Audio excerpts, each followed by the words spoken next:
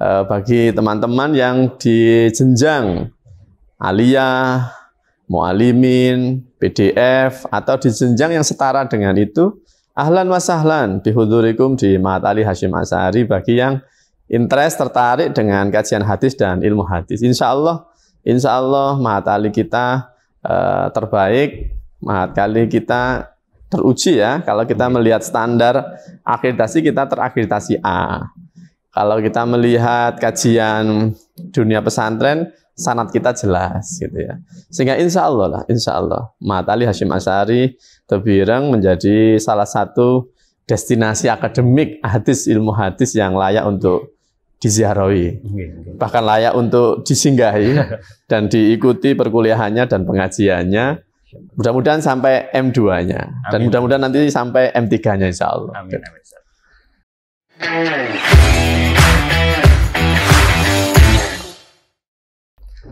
Assalamualaikum warahmatullahi wabarakatuh. Selamat datang di Maha Podcast, persembahan podcast dari Mahat Ali Hasyim Asy'ari.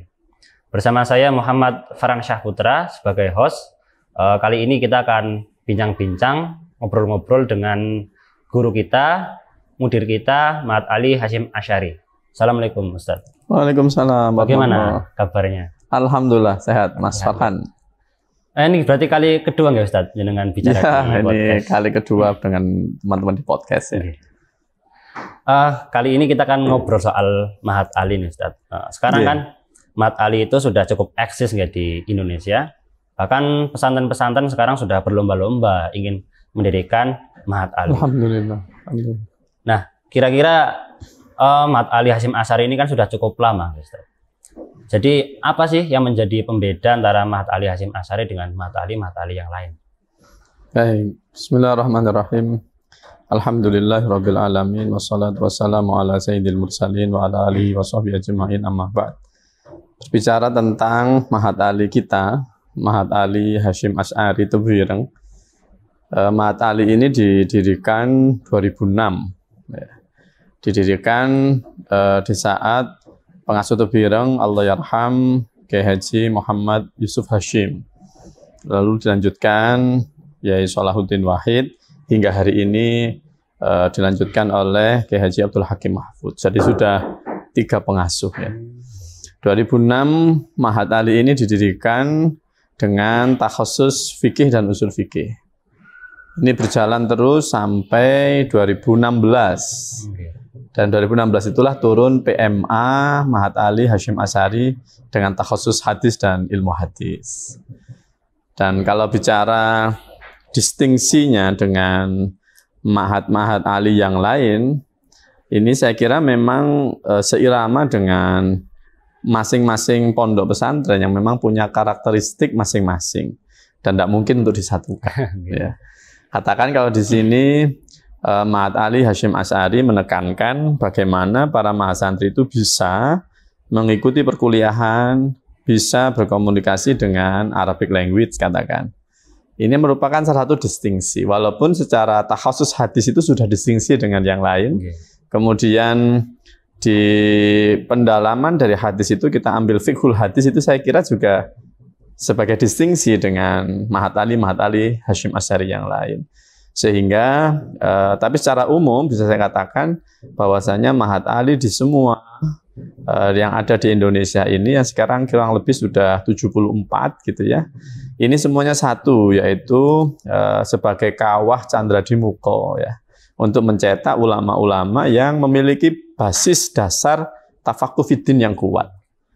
Dan tentunya kemudian ketika Mahat Ali ini masing-masing Mahat Ali punya takhasus sendiri-sendiri, ya akhirnya nanti menjadi sebuah keharusan untuk bersinergi, keharusan untuk menjadi satu kekuatan, memiliki kemampuan masing-masing. Nanti yang hadis berkolaborasi dengan yang tafsir, yang fikih, yang tasawuf, dengan yang lain akhirnya menjadi baldatun thayyibatun wa rabbun ghafur. Bagaimana ulama bisa menghantarkan Indonesia ini menjadi baldatun thayyibatun wa rabbun ghafur dengan kedalaman keilmuan agamanya. Ini menjadi menarik ya ketika tadi jenengan bilang awalnya itu Mahat Ali tahasusnya fikih usul fikih gitu kan. Iya, fikih dan usul fikih. Dari 2006 sampai 2016. Ya. Nah, itu ada apa Ustaz, latar belakang kenapa Mat Ali kok tiba-tiba berubah dari usul fikih ke hadis gitu? Ya, sebagaimana corak yang masyhur ya, bahwasanya pesantren Tebireng memiliki wirid, memiliki keistiqomahan dalam meneruskan kemasyhuran Hadratus Syekh sebagai salah satu tokoh hadis yang luar biasa dan punya wirid membaca Sahih Bukhari, Sahih Muslim. Sampai hari ini kita masih mewiridkan itu ya. Kalau di Mahat Ali hampir setiap minggu selalu ada jam pengajian Sahih Bukhari, Sahih Muslim, Sunan Tirmidzi dan yang lain. Sehingga mungkin itu yang melatar belakangi pemerintah dalam hal ini Kemenak ya, dalam memberikan arah yang harus diambil oleh Mahat Ali kita, bahwasanya kan Hadratus Syekh itu masyhur dengan hadis dan ilmu hadisnya. Ya Mahat Alinya hadis dan ilmu hadis saja. Dan ini sebenarnya ya saat itu sedikit dimusyawarahkan gitu ya. Bagaimana nih kita dari fikih usul fikih beralih ke hadis, ilmu hadis. Kira-kira seperti apa? Tapi ya tadi itu karena meneruskan kemasyhuran dan amanah dari Hadratus Syekh bahwasanya kajian hadis ini memiliki urgensi yang begitu penting ya. Maka kemudian ya bismillah dilakukan dan alhamdulillah dan ternyata memang masyayikh kita ya memang punya sanad yang jelas kepada Hadratus Syekh dalam diantaranya kajian-kajian hadis. Sebutlah qori hadis kita yang sekarang, Sahih Bukhari kita ya Kamuli, beliau dapat ijazah Sahih Bukhari, Sahih Muslim dan yang lain diantaranya dari ya Idris Kamali, dari Yai Syansuri Badawi. Yang keduanya ini adalah salah satu santri dari Hadratus Syekh.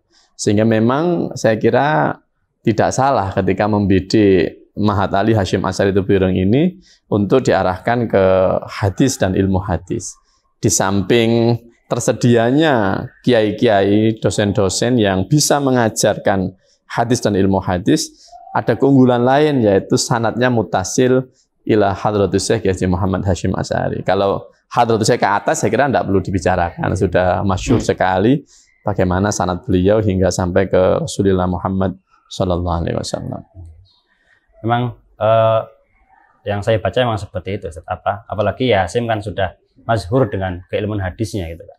Bahkan gelar Hadratus Syekh itu ternyata memang gelar yang masyhur di ruang keilmuan gitu. Seperti yang disampaikan kemarin Syekh Ammar Azami itu, ternyata Hadratus Syekh juga dipakai di India juga seperti itu. Seperti Syekh Abdul Bari Shah itu kan karena beliau hafal Kutubus Sittah maka beliau digelari Hadratus Syekh.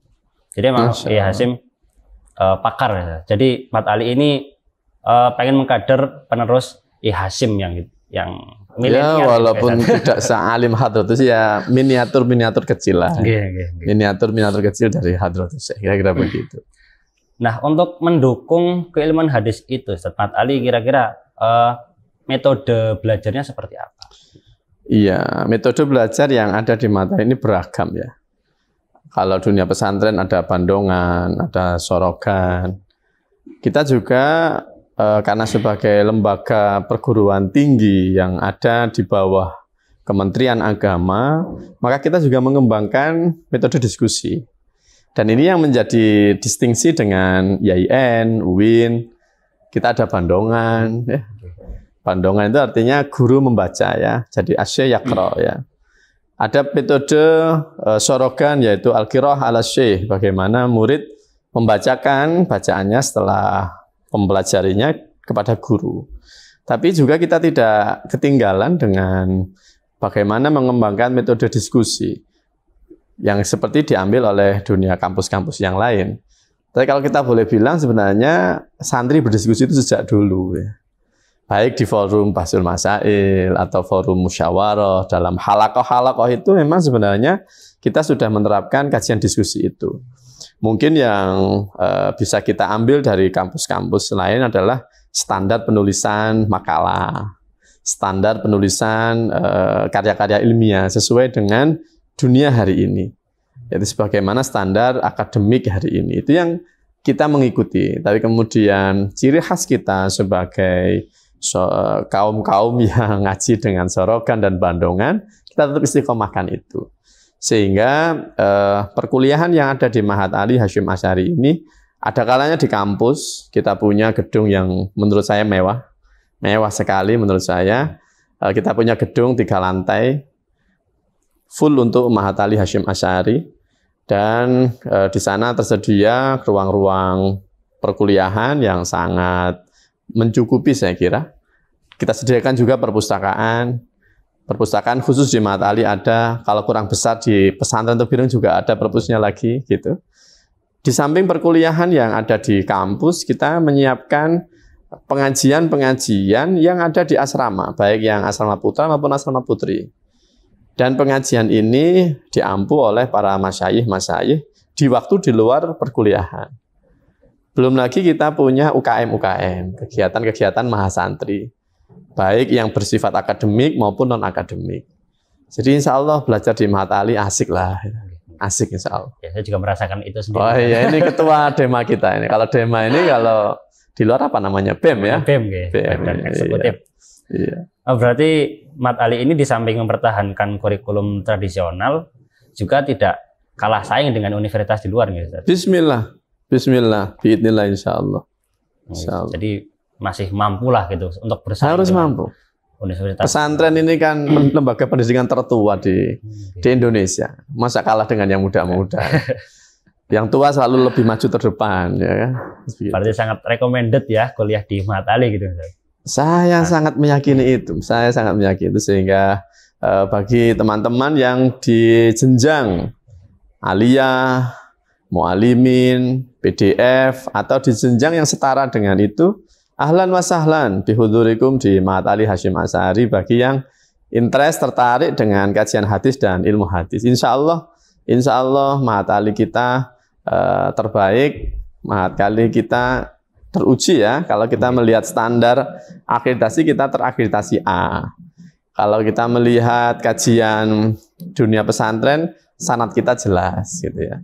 Sehingga insya Allah Mahat Ali Hasyim Asy'ari Tebireng menjadi salah satu destinasi akademik hadis, ilmu hadis yang layak untuk diziarahi, bahkan layak untuk disinggahi dan diikuti perkuliahannya dan pengajiannya. Mudah-mudahan sampai M2-nya dan mudah-mudahan nanti sampai M3-nya insya Allah. Amin. Oke, ini mungkin juga pertanyaan yang sering muncul gitu.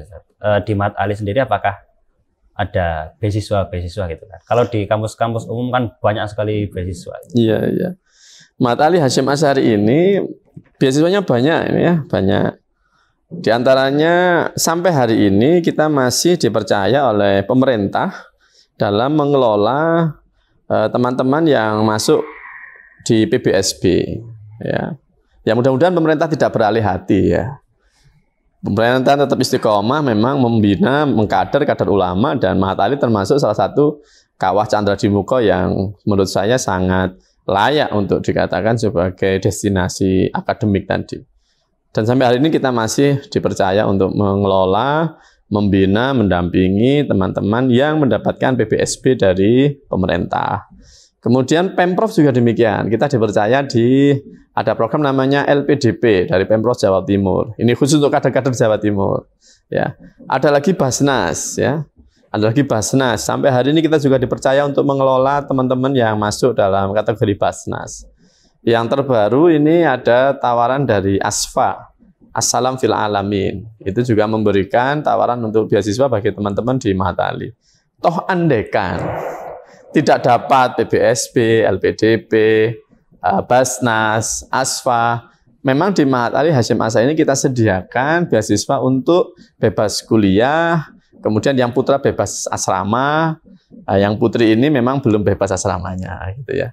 Jadi insya Allah semuanya dalam beasiswa, minimal biaya perkuliahan ya. Tadi yang kalau ada yang PBSB, ada yang LPDP, ada yang Basnas, kemungkinan nanti akan ada yang ASFA. Kalaupun tidak dapat semuanya, kita masih punya yaitu beasiswa dari mana? Dari pesantren Tebireng. Mungkin ada pertanyaan kenapa pesantren Tebireng demikian memperhatikan Mahat Ali ini ya.